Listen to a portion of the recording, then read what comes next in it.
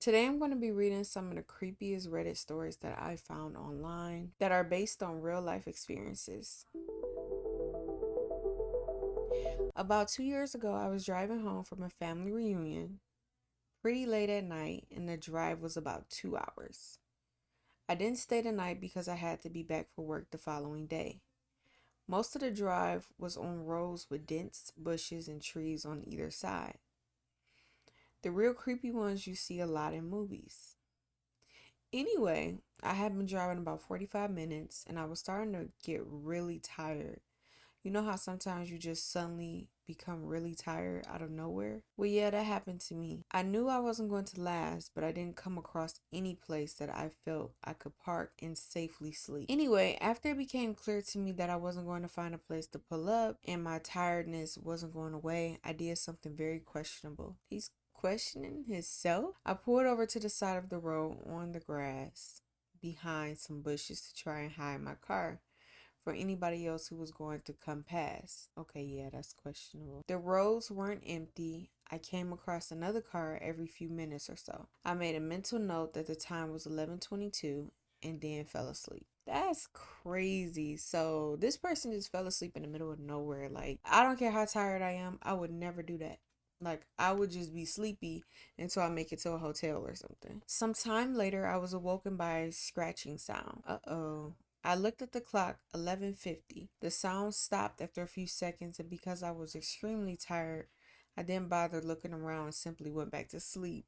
Are you serious? I was later awoken by the same sound, and it was now 12:40. This time it really freaked me out because the sound didn't stop. The thought ran across my mind that it was just an animal inspecting a car. But why would it return almost an hour after it had left the previous time? I looked in my rearview mirror and just managed to catch a glimpse of something running away into the forest. Now, at the time, I thought it was the damn hook killer. You know, the one that scratched the couple's car and then slaughtered the guy when he got out to investigate. Okay, I gotta look into that. He said, F that, I thought to myself, so I got the hell out of there. There was a being no more than 100 yards up the road, and as I came around it, there was an effing car parked off to the side of the road with the driver's side door open. I slowed down just to look to see if anyone was in there, and there wasn't. Then I looked in my rearview mirror. I didn't see anything, and all of a sudden, this guy comes sprinting around the corner. He starts screaming at me, shouting stuff like, hey, you, get the F out your car now. I noped the F out of there and sped off. I never saw the guy again. Moral of the story, don't effing sleep on the side of a deserted road. Can't believe he's telling us that, like, duh. That's pretty good. I wonder what was going on though. A few summers ago, I went for a bike ride around midnight with a friend. Pause. Midnight bike riding?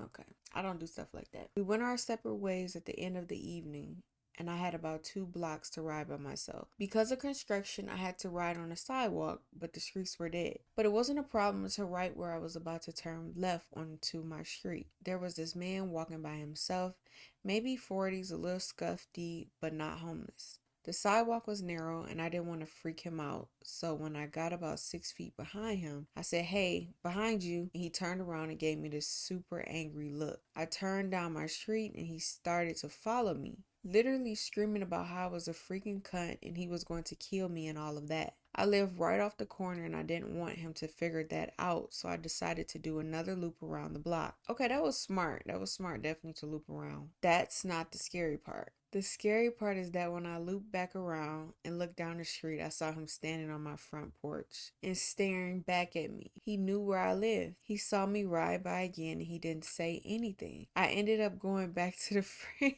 That is so freaking scary. I ended up going back to my friend's house, but my bike got stolen from the alleyway by the house 2 days later. Oh, he made an edit on this story. The guy in question was definitely not actually homeless. We have a large population of mentally ill in that area, unfortunately downtown of a medium-sized city.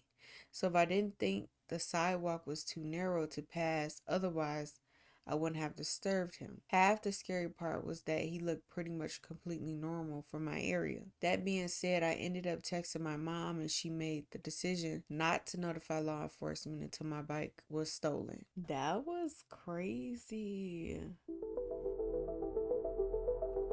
I had awesome parents who let me sleep in the living room on weekend nights when I was very young. Because my sister was a light sleeper and I could stay up until dawn, but of course I always end up sleeping on the couch because Nick at night made me tired. That's my generation. So one night I wake up to the prickly feeling like an instinct. Just bought it into a sitting position and stared out the front window. We lived in a rural Georgia, so you can imagine the magnitude of trees in perfect light cast from the moon. I see a silhouette of someone in this freaking tree. The family dog dashes to the window. Terrified, I run into my parents' room and try to explain to my parents that there is a strange person outside. Dad grabs something defensive and darts outside with the dogs to beat the wax off the hothead. I tremble in Mama's arms until Dad comes home and says he saw no one and to go to bed. I decide to sleep in my regular bedroom. I feel in my sister as to what happened. Dad is making regular rounds in the house with a cup of coffee. We're all still and I finally think I can sleep. Nope, I notice the man outside my window. From what I can see in the moonlight, he gives me a shush signal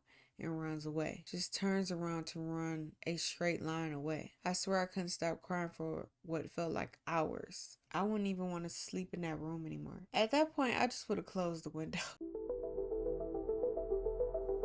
My house sits further back in the lot than most other houses. It is a strange layout as well. The sidewalk runs the length of the living room and ends at the front porch, which lets into the living room. Large windows that do not open allow great light to get into the living room, but at the cost of no privacy. Now that sucks. The rest of my family was on a vacation and having the house to myself, I decided I would get smashed. Well, I passed out on the couch in the living room at about 9. When I realized I was too scared to walk back to my room, the couch is right underneath these big windows. I woke up suddenly, not knowing why. I had a severe case of the chills and I could not figure out why. Then the banging started. It came from the right above me. I did not move, but I opened my eyes and looked up at the window. Someone was standing there pounding on the glass without moving. I looked at the cable box. Oh my God, that is so scary. It was around 3 in the morning. The banging continues and it stops suddenly, but I still do not move. Suddenly it commences again, coming from 2 different directions now. Oh nah, I would have got up then. Someone is banging on the window and another person is banging on the front door. They kept doing it, would not go away. Finally, after about 40 minutes, they quit. So he sat there for 40 minutes? I would have been too scared to sit there that long because I would have been thinking, okay, maybe a third person about to try to get in the house. The banging could be a distraction so you can't hear nothing. It was the most terrifying event I can recall at the moment. It made me a nervous wreck after that. I called a friend the next day to see if he would come over and stay for the rest of the week, and his response was, "What the F for?" So we can both be murdered in our sleep. Those were some really good, interesting stories. And don't forget to like this video and don't forget to subscribe to my channel. I sound like a robot. Don't forget to subscribe to my channel for real, y'all. And I'm gonna see y'all in the next video.